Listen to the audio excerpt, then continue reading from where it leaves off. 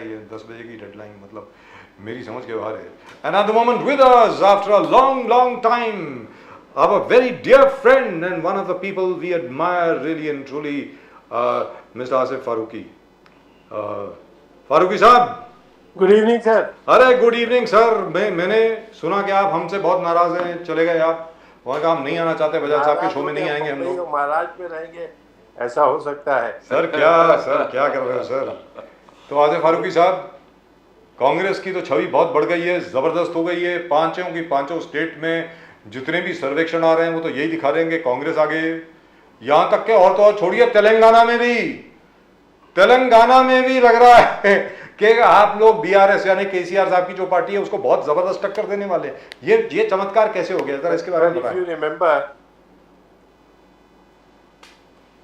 Please go ahead sir.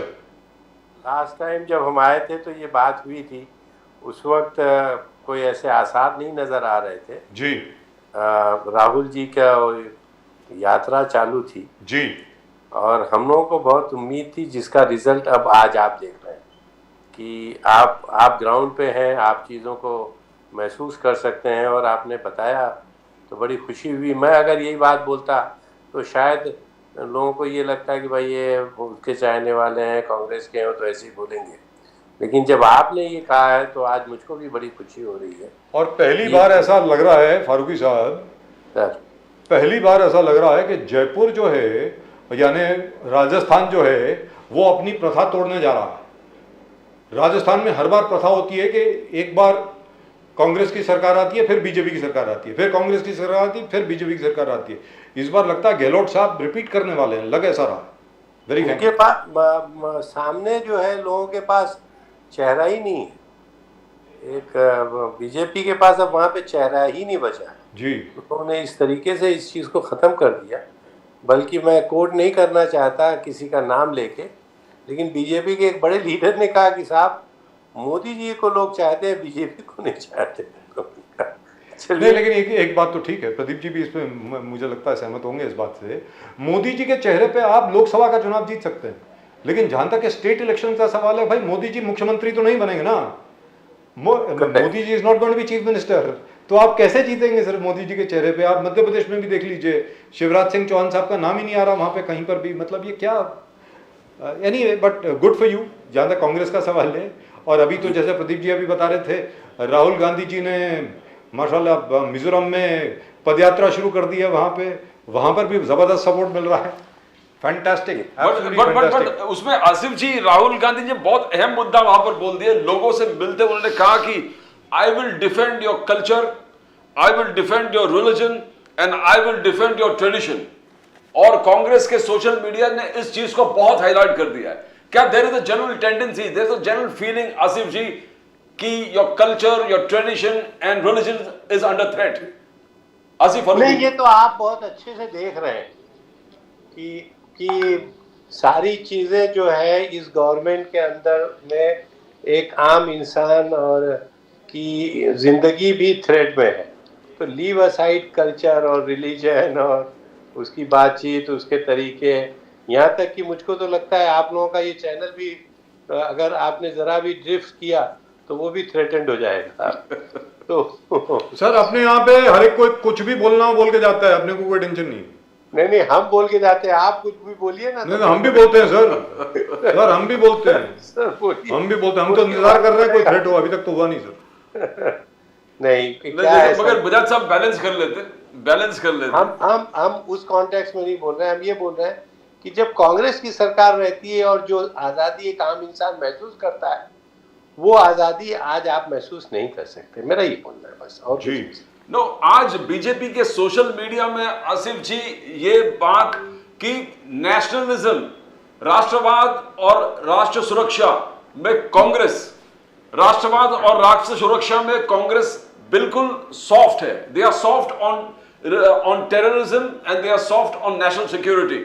नहीं sir, ये इसके एक लफ्ज में जवाब अगर आपको सुनने में आया, इन लोगों ने कोशिश की, देखिए इसराइल और पैलेस्टाइन के मामले में स्टैंड लिया, जो कि आई डोंट नो क्या इनको था कि इन्होंने इसराइल के बारे में सोचा.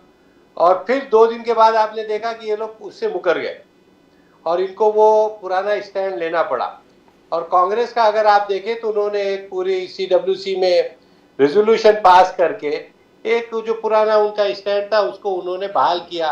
ऑल दो कुछ आपस में डिफरेंसेस रहे, लेकिन उनका एंड रिजल्ट ये आया कि जो हमारा स्टैंड था वो बरकरार रहेगा। लेकिन बीजेपी ने और गवर्नमेंट ने इजराइल का पहले तो वो किया, साथ दिया, फिर उसके बाद वो पैलेस्टाइन के ऊपर आके खत्म हुए। तो मुझको आप बताइए कि ऐसा क्या चेंज आया, ऐसा क्या प्रेशर आया, या उनको क्या ऐसी बात में अच्छाई नजर आई? लेकिन जहां तक आसिफ साहब, this extension of what they said, BJP यहां तक बोले नहीं, आगे जाकर ये बोले कि आज इंडिया अलायंस के साथ कौन कौन है। फारूक अब्दुल्ला जी है, महबूबा मुफ्ती है, वो पाकिस्तान प्रेमी है, वो इंडिया विरोधी है, और स्टोन पेल्टर्स जो फत्तरबाज है, फत्तरबाज को सपोर्ट करने वाले लोग आज इंडिया अलायंस कांग्रेस के साथ जुड़े हुए हैं। आसिफ जी। सर देखिए, ये सब इनकी अपनी सोच और अपनी बात है। आज ये लोग इंटरनेशनल लेवल पे हम लोगों को जो इतना वेटेज मिल रहा है, जिसको मैं अप्रिशिएट करूंगा कि प्रधानमंत्री जी भी उसको अच्छे से इनकैश करवाते हैं, अच्छा लगता है सर। लेकिन अगर आप देखें कि इन सब मामलात के पीछे कांग्रेस ने कितनी मेहनत की है, आप नॉन अलाइंड मूवमेंट को देखिए, 120 कंट्रीज है सर। कब शुरू किया था? 1952 के अंदर शुरू किया था सर, जिसका रिजल्ट आज आपको वो लग रहा है कि हर देश आपको मान्यता दे रहा है। 120 कंट्री आपके साथ खड़ी हुई है नॉन अलाइंड मूवमेंट के अंदर, और इंडिया का उसमें सबसे बड़ा हाथ है। नेहरू जी बीच में खड़े, वो फोटो देखिए कि जब वो कमाल और ये सब लोग खड़े हैं टर्की के और इजिप्ट के, Kamal Nasser, ji, general Nasser and youth hunt of yes. तो आज 120 कंट्री को जैसे मिला के रखा उन्होंने, yes. तो उसका फायदा आज आपको पड़ रहा है कि अमेरिका जैसा देश भी शायद, खुदा न खास्ता, मालूम नहीं, मुझको तो ऐसा लगता है प्राइम मिनिस्टर जी को ये नहीं समझ में आया कि नॉन अलाइंड मूवमेंट का क्या वो था और वो क्या चीज़ है। लेकिन उनको ये अंदाजा होना चाहिए कि उसके अंदर 120 कंट्रीज है सर, और अमेरिका भी इस बात को सोच के घबराता होगा कि भाई ये इंडिया के पास इतनी बड़ी ताकत है। और वही चीज़ आज इंडिया ब्लॉक जो बना है, जिसके अंदर आप बोल रहे हैं कि कौन है उसके, मुफ्ती महबूबा है और अब फारूक अब्दुल्ला है। सर आप देखिएगा, ये देश को जोड़ के चलाने वाली ताकत है। उसमें भले से आप इस वक्त मुफ्ती अब्दुल्ला को बोले, मुफ्ती महबूबा को बोले, या शेख अब्दुल्ला को बोले, लेकिन लोगों को जैसे जैसे रियलाइज होते जाएगा, पार्टियों को जो रियलाइज होते जाएगा कि किस पार्टी के साथ रहने से देश जुड़ा रहेगा और किस पार्टी के साथ रहने से देश में टुकड़े होने की संभावना है, तो लोग उससे दूर हो जाएंगे। लेकिन साहब देखिए, महबूबा मुफ्ती और फारूक अब्दुल्ला हिंदुस्तानी है ना, कोई बाहर के तो नहीं है, अपने ही लोग हैं ना। करेक्ट। और दूसरी चीज है, बीजेपी ने खुद अलायंस बनाई भाई महबूबा जी के साथ, खुद सरकार में रहे हैं वो, तो जम्मू एंड कश्मीर में, उनको तो कुछ महबूबा जी के बारे में कुछ बोलना ही नहीं चाहिए। तो सर इनकी तो हिस्ट्री रही है। अभी देखिए एनसीपी को तोड़ के जब इन्होंने गवर्नमेंट बना ली, तो कल तक जिसकी बुराई करते थे वो अच्छे हो गए, मतलब वो पूरा वाकया आपको मालूम है। और देश जाहिर है, एक आम इंसान भी बोल रहा है कि एक दिन पहले तक उन्होंने एनसीपी के बड़े नेताओं के खिलाफ बोला और दूसरे दिन उनको आ गए तो सब क्लीन हो गए। अभी मैं आपके ये प्रोग्राम शुरू होने से पहले एक देख रहा था, शरद पवार जी पे वो कीचड़ उछाल रहे थे। अरे शरद पवार जी का क्या, वो बिगाड़ नहीं पा रहे हैं कुछ ये लोग। वो शरद पवार जी की देखिए अकेली शख्सियत, बोले मैं अकेला भी रहूंगा एनसीपी में तो मैं इस तरफ हूँ, मैं नहीं जाने वाला हूँ कहीं पे भी। तो वो हिला नहीं पा रहे, वो इनको तोड़ नहीं पा रहे। अब रह गया सवाल कि थोड़ी बहुत ऊंच नीच ये लोग, क्योंकि सत्ता में है, ये लोग हर तरीके से उसको यूज करते हैं तो कर लेंगे, उसमें तकलीफें आते रहेंगी। लेकिन ये इंडिया ब्लॉक देखिएगा, जैसे जैसे टाइम पास होगा वैसे वैसे ये बहुत स्ट्रांग बनता जाएगा। सर इसके पहले क्या प्रदीप जी आए इसमें, एक मिनट, प्रदीप जी इसके पहले आए हैं, मैं आपसे जानना चाहता हूं सर जी, अभी तक तो राहुल गांधी पप्पू थे, पप्पू, अब रावण बन गए, तो सर वो यार रावण हो सकते हैं या पप्पू हो सकते हैं, दोनों तो नहीं हो सकते ना। बीजेपी ने अब वो पोस्टर छाप दिया कि वो रावण की तरह राहुल गांधी को बना दिया, ये किसके पीछे क्या मंशा हो सकती है, मेरी समझ के बाहर है। इनकी एक ही मंशा है कि अगर आप किसी को डरा नहीं सकते, उसको हिला नहीं सकते, उसको हटा नहीं सकते, तो उसकी छवि खराब करो। और वो लगे हुए हैं। लेकिन उनको ये नहीं मालूम कि हिंदुस्तान की जो पब्लिक है वो कल भी तेज थी, वो चालाक है और समझती है, और अब तो और ज्यादा हो गई, इनका भी मुखौटा खुल गया है। तो वो हर तरीके से कभी पप्पू, कभी करावड़, कभी वो टेररिस्ट तक इन्होंने चीजों को कहा। इनको कोशिश की वो पार्लियामेंट में कैसे ना आए। अरे एक जीत के आया हुआ एमपी है, उसके ऊपर इस छोटी सी बात पे इल्जाम लगाया और उसको कोर्ट के जरिए खारिज कर दिया, उसी कोर्ट ने रीइंस्टेट कर दिया। इनका क्या चेहरा है सर, ये लोग कभी स्टैंड नहीं कर पाएंगे। आसिफ जी लगातार कांग्रेस यही है, कांग्रेस पे आरोप बीजेपी कर रहे हैं। Will come first to the Congress allegations कि BJP is only targeting non BJP rule state. Madhya Pradesh में प्रियंका गांधी जी ने कहा कि 250 घोटाले हुए, 250 घोटालास इन 18 years. She went down to say that Vyapam घोटाला 50 लोग मरे, 2000 करोड़ के घोटाला, no action, no use of central agencies, no CBI, no enforcement directorate, आप breathing down the throat of BJP leaders. फिर उन्होंने कहा मेडिकल चक्रवर्ती घोटाला, नर्सिंग घोटाला, पटवारी भर्ती घोटाला। बोले इतने सारे घोटाले 250 गिना है प्रियंका गांधी जी ने। They say that BJP is soft of corruption, on corruption. Prime minister Modi बोल रहे हैं कि भ्रष्टाचार में जीरो टॉलरेंस इन भ्रष्टाचार। Priyanka Gandhi ji saying why not the same yardstick in Madhya Pradesh. Asif ji इस पर जरा रोशनी डालिए आप। नहीं सर, मैं ये नहीं समझता हूं कि कोई भी प्राइम मिनिस्टर होगा वो भ्रष्टाचार को बढ़ावा देगा, मैं ये भी मानता हूं। लेकिन उन्होंने जिस तरीके से इनकी गवर्नमेंट ने काम किया है पूरे सिस्टम में, कि इनका एक छोटे से छोटा आदमी भी करप्शन में मुलविस हो गया। उसको लगता है कि भाई ये गवर्नमेंट में हमको जो भी कर जाएंगे, अगर इनके साथ में है तो उससे करके गुजर जाएंगे।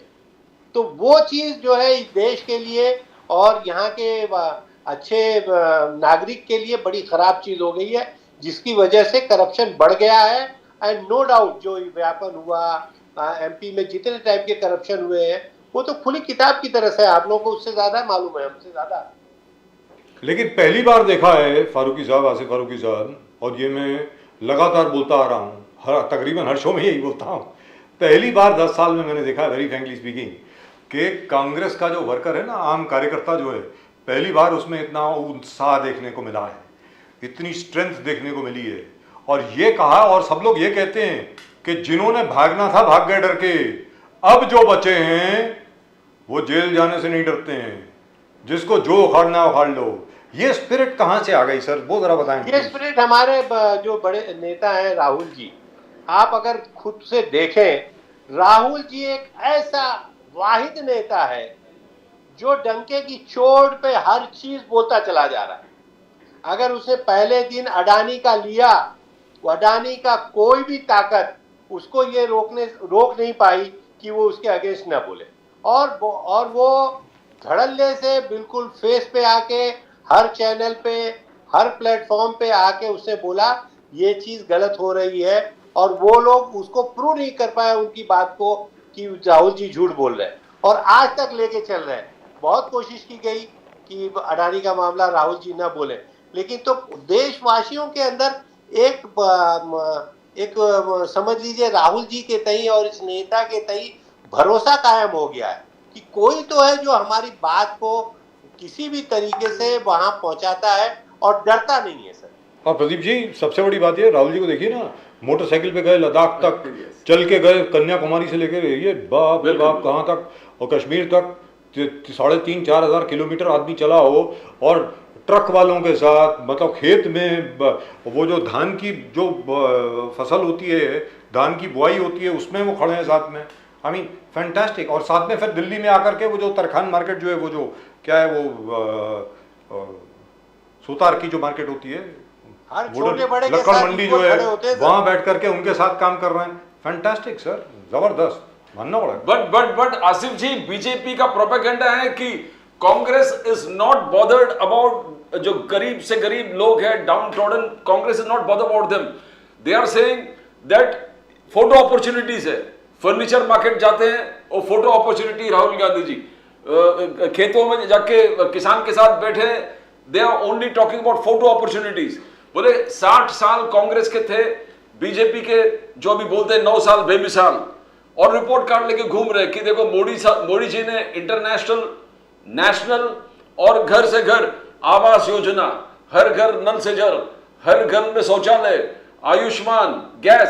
तो they are growing with report card saying that Rahul ji is just doing photo opportunities. Asif ji, would you like to differ on that? नहीं सर, बिल्कुल। आप अगर देखें तो राहुल जी ने कभी भी सेल्फी लेने की कोशिश नहीं की और न दी। फोटो अपॉर्चुनिटी तो सिखाया हमारे प्राइम मिनिस्टर साहब ने, बल्कि सेल्फी का नाम ही पड़ गया प्राइम मिनिस्टर मोदी सेल्फी। तो फोटो का तो कभी भी ये चलन राहुल जी के दिमाग में था, न है और न आगे रहेगा। उन्होंने चीज़ों को काम किया है। अब आप आइए, स्वच्छ वो तेज साहब ने बहुत अच्छा लिखा कि ये सेंट में लगा हुआ और डिटॉल से धुला हुआ कचरा जो है यहाँ उठाया जा रहा है, और उसका एक फोटो देखिए। तो इस किस्म की चीजें कल तक हम और आप समझते थे, लेकिन अब ये जनता के बीच में चली गई। लेकिन राहुल जी की जो पोजीशन इन लोगों ने पप्पू है और ये है और वो है की थी, वो उस चीज से निकलते हुए, क्योंकि उन्होंने उसके अंदर अपना ताकत डाली और एक ट्रस्ट कायम किया पब्लिक के अंदर, जो कि अब बाहर आ रहा है। तो पब्लिक को उनके ऊपर भरोसा आ रहा है। इसकी वजह से आज न सिर्फ राहुल जी की पोजीशन क्लियर हो रही है, बल्कि कांग्रेस एक बड़ी ताकत जो पहले थी उसकी छवि बहुत क्लियर होकर लोगों के बीच में आ रही है। और लोगों को लग रहा है कि कोई भी अगर हमको किसी भी गड़बड़ से बचा सकता है आइंदा आने वाली, तो ये कांग्रेस पार्टी है और राहुल गांधी। और दूसरी चीज़ क्या है, फारूकी साहब इस वक्त हमारे साथ यहाँ से, फारूकी साहब कांग्रेस से, क्या हुआ है कि मुझे ऐसा लग रहा है कि पिछले 2 या 2.5 साल से कांग्रेस अपनी रूट्स की तरफ, अपनी जड़ों की तरफ वापस गई है। बीच में थोड़ा सा डिरेल हो गया था, थोड़ा बहुत। अभी जा करके पूरा गांधी जी का बताया हुआ तरीका, जिस तरीके से चलना है, लोगों के बीच में जाना है, पदयात्रा करनी है, लोगों से मिलना है, ये सब शुरू हुआ है पिछले 2.5 साल से। तो उसकी वजह से भी आप लोगों को बहुत एडवांटेज मिला है, because in the middle it seemed as if you had forgotten your roots. लगा ऐसा रहा था कि कांग्रेस जो है अपनी जो जड़ें हैं, अपना जो इतिहास है वो भूल गई है। अब आप लोगों को याद आ गया है कि ये कांग्रेस है भाई, ये गांधी जी की कांग्रेस है। तो लोगों को जागना पड़ रहा है। तो आई थिंक दैट्स वंडरफुल। अगर आप इसका जवाब चाहे, वो जब हम सत्ते से बाहर हुए तो बीजेपी ने डायरेक्ट हमारे नेताओं पे अटैक किया, जिसमें थोड़ी हलचल हुई, जो पब्लिक को भी नजर आई, हमको भी नजर आई कि कोई इधर जा रहा है, कोई उधर जा रहा है। तो आपको लगा कि हम लोग थोड़ा बहक गए। ऐसा नहीं था। कांग्रेस कल भी वैसी थी जो आज है, और उस पर कायम रहेगी आइंदा आने वाले दिनों में। यही तो फर्क है बीजेपी और कांग्रेस में। Right to food act was bought by the Congress. आज मल्लिकार्जुन खड़गे साहब, पूरे आपके कांग्रेस ने इस प्रकार से हाईलाइट किया कि राइट टू फूड एक्ट हमने लाया था कि गरीब से गरीब आदमी को एक डिसेंट मील मिले। मल्लिकार्जुन खड़गे साहब का कहना है कि आज के तारीख में 74% of Indians can not afford a healthy meal afford नहीं कर पा रहा है। 14 लाख बच्चे जो है they are badly and severely malnourished है, प्रॉपर डाइट और फूड नहीं मिल रहा है। दिस इज मोदी साहब का कहना है कि हमने इतने करोड़ लोगों को एकदम जो पॉवर्टी लाइन से ऊपर लेके आए। बट ये जो स्टैटिस्टिक्स है बहुत दिल को बहलाने वाली स्टैटिस्टिक्स है। आसिफ जी, जो मल्लिकार्जुन खड़गे साहब ने कहा कि you can't 74% of Indians can not afford a healthy meal. Asif साहब, एंड दैट इज 9 साल बेमिसाल बीजेपी का कहना है। हाउ डू यू आप कैसे देखते हो उस चीज को? नहीं सर, ये अगर आप जाके देखें तो हमारे गांव में और इंटीरियर्स के अंदर ये बातें आपको साफ जाहिर होंगी कि खड़गे जी जो बोल रहे हैं वो बहुत ही परफेक्ट बोल रहे हैं। बीजेपी ने एक काम किया है, इलेक्शन के वक्त वो उनके 2000 रुपये का गरम गरम नोट भिजवा देते हैं। तो ऐसा उनको लगता है कि ये उन्होंने फूड भेजा है और उनको महीने में खाने के लिए भेजा है। लेकिन ऐसी कोई वो बात नहीं है। ये सिर्फ अपने इलेक्शन को गर्म करने के लिए और वोट पाने के लिए गरीब बस्तियों में कर रहे हैं। अब वो गरीब बस्ती वाले भी समझ गए हैं, और मेरे ख्याल से उसका रिजल्ट आपको ये 5 स्टेट जब आएगा तो उसी वक्त नजर आ जाएगा। अब तो 2000 का नोट भी बंद कर दिया सर, अब क्या होगा? ये तो इसीलिए बंद कर दिया ना, आप दूसरे तरीके से कुछ करेंगे सर। लेकिन ये बता दें सर, ये 5 स्टेट की जो इलेक्शन है इसमें आपको क्या लगता है क्या होने वाला है, जरा बता दें प्रेडिक्शन टाइम। सर आपने तो आते ही जब शुरू में ही कह दिया। सर वो तो मैंने नहीं कहा, सर्वेक्षण हुए सर, सर्वे है। हाँ, तो अब वो उसके आगे सर मुझको तो नहीं लगता, क्योंकि देखिए जहाँ तक उसका सवाल है एमपी का, तो एमपी में ये इतने बदनाम हो चुके हैं कि बच्चा बच्चा इनको जो है नफरत करने लगा है इनके अपने करतूतों से। कांग्रेस ने कुछ किया नहीं किया वो तो सेकेंडरी है, इनके अपने इनके करतूत ऐसे थे, इतने स्कैम हुए हैं जो पब्लिक के बीच में हुए हैं, तो वहाँ ये गायब है। आप आ जाइए राजस्थान के अंदर, राजस्थान के अंदर इन्होंने इतनी चालाकी की सिंधिया से, क्या नाम है अपने वसुंधरा राजे जी, वसुंधरा जी के साथ, कि वो एक थोड़ा बहुत फेस था इनका, वो भी फेस चला गया इनका जी। और अगर ज्यादा ये उसके ऊपर हाथ पैर करेंगे तो उससे भी हाथ धो बैठेंगे। तो इनके पास राजस्थान में तो कोई फेस है ही नहीं, और छत्तीसगढ़ और तेलंगाना तो आप देख रहे हैं कि एवरी डे इम्प्रूव होता चला जा रहा है। Telangana BJP does not have too much of a presence except perhaps in Hyderabad की म्युनिसिपैलिटी में है। पूरे साउथ के अंदर वो लोग पढ़े लिखे लोग हैं, वो समझ रहे हैं इनको, यहाँ तक कि नॉर्थ वाले भी समझ रहे हैं, लेकिन नॉर्थ वालों को इन्होंने थोड़ा करप्शन करके अपने फेवर में रखने की कोशिश की।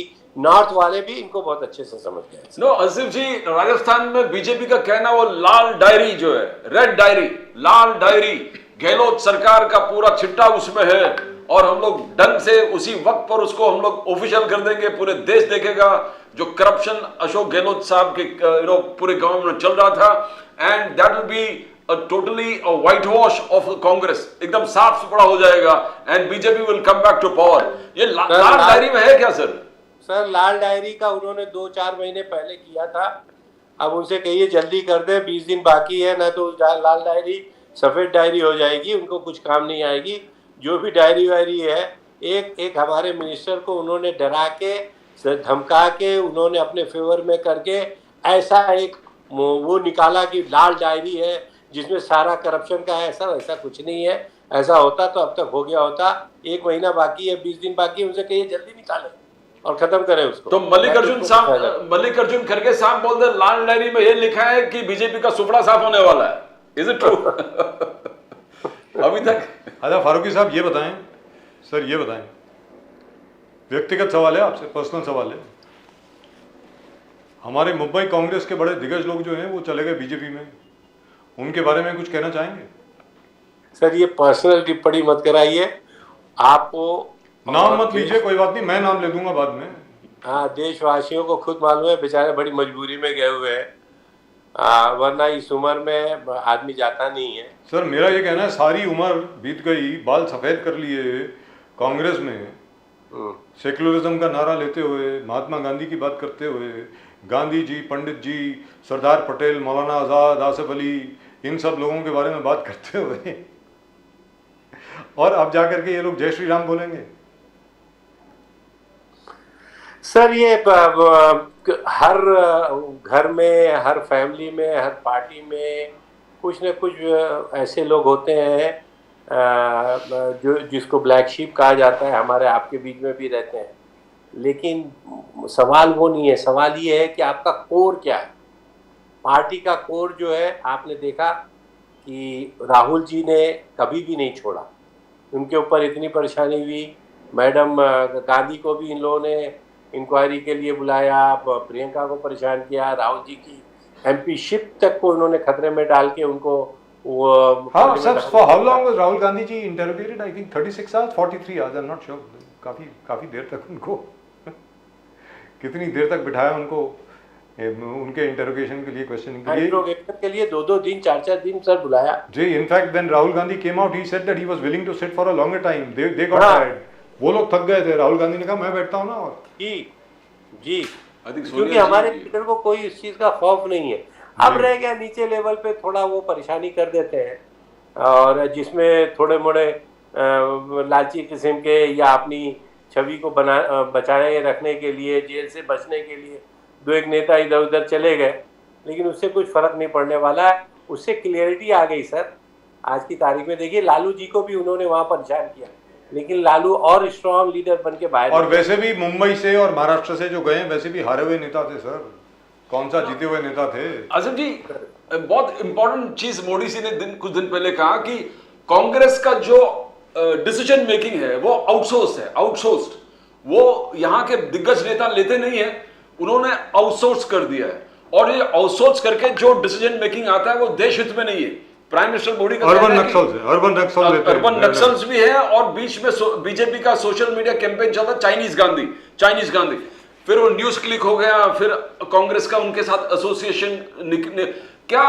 क्या बड़े दिग्गज नेताओं को कांग्रेस के अंदर बोलने नहीं देते, उनका मुंह पर ताला बांधा हुआ है। ये मोदी साहब का आरोप है कि दिग्गज नेता को बोलने नहीं देते। There is no independence within the Congress. मेरे ख्याल से सर हम लोग बचपन से पहली बार जो हाई कमान का नाम सुना वो कांग्रेस से ही तरफ से आया था। और हाई कमान का मतलब ये होता है कि डिसीजन सब लोग लेंगे लेकिन नाम एक जाएगा ताकि कोई डिफरेंसेस आपस में न रहे। तो कांग्रेस ने कोई आउटसोर्स अगर किया होता तो ये हाई कमान का कोई चीज़ आती ही नहीं। हाई कमान का मतलब ये नहीं है कि कोई अकेला लेता है। हाई कमान का मतलब है कि ये जो डिसीजन है ये मिला के एक आदमी की तरफ से, और वो है AICC से आता है। हमारे डिसीजन वहाँ पे सारे होते हैं और वहाँ से फिर स्टेट में और अलग जगहों पे आते हैं जो उनका बड़ा हक है, और बाकी जो स्टेट लेवल के डिसीजन है वो यहाँ स्टेट में होते हैं। तो ये बीजेपी का अपना कहना है और उनकी अपनी सोच है। बल्कि एक आदमी दो आदमी का अगर डिसीजन है तो आप खुद ही देख रहे हैं कि कौन कर रहा है, पूरा देश कौन चला रहा है और कैसे चल रहा है। लेकिन आसिफ फारूकी साहब, आपको कहा गया है कि आप तो अर्बन नक्सल हैं, आप नक्सलाइट हैं सर? हाँ हाँ बिल्कुल कहा गया है सर, और उसी का जवाब आपको ये पांच स्टेट देगा, इसी का जवाब देगा। चलिए sir, thank you so much. आपको नवरात्रि की बहुत बहुत शुभकामनाएं। आपको भी सर। और आप इतने दिनों के बाद आए, मैं तो सोच रहा था क्या हो गया, फारूकी साहब नाराज हो गए, पता नहीं क्या है, इनके घर जाना चाहिए, थैंक यू घर पे दावा बोलना चाहिए। क्योंकि अभी तक मुझे याद है क्या खूबसूरत मटन खिलाया था सर आपने हमें, आपके घर में जबरदस्त था। बिल्कुल, अभी नवरात्रि के बाद आएंगे आपके पास, दशहरे के बाद आएंगे। बीच में ऐसा लगने लगा था कि आपके दिल का भी ऑपरेशन हो गया है। क्या बात है? नहीं सर, आज बात करके अच्छा लगा। नहीं, यहाँ पर नहीं होता, नहीं हुआ सर, यहाँ पर कुछ नहीं हुआ, क्लीन दवा से ठीक हो गया। आसिफ फारूकी साहब, यहाँ पर कोई ऐसी बात नहीं होगी, ये याद रख लीजिए। हम लोग थैंक यू सर। नहीं आप आई अंडरस्टैंड सर, आपने हमेशा छोटे जो ग्राउंड लेवल की चीज़ें उसको उठा के लेके आए इतने ऊपर, हमारे जैसे लोगों को आपने बिठा के हमारी चीज़ों को सामने दिखाया और ख्याल किया है। तो मेरे ख्याल से ये आपका अपना अनुभव है जो 5 स्टेट का है और बहुत सही है सर, और बहुत जल्दी आप उसको 1 महीने में इंशाल्लाह result. I love the way he is being modest.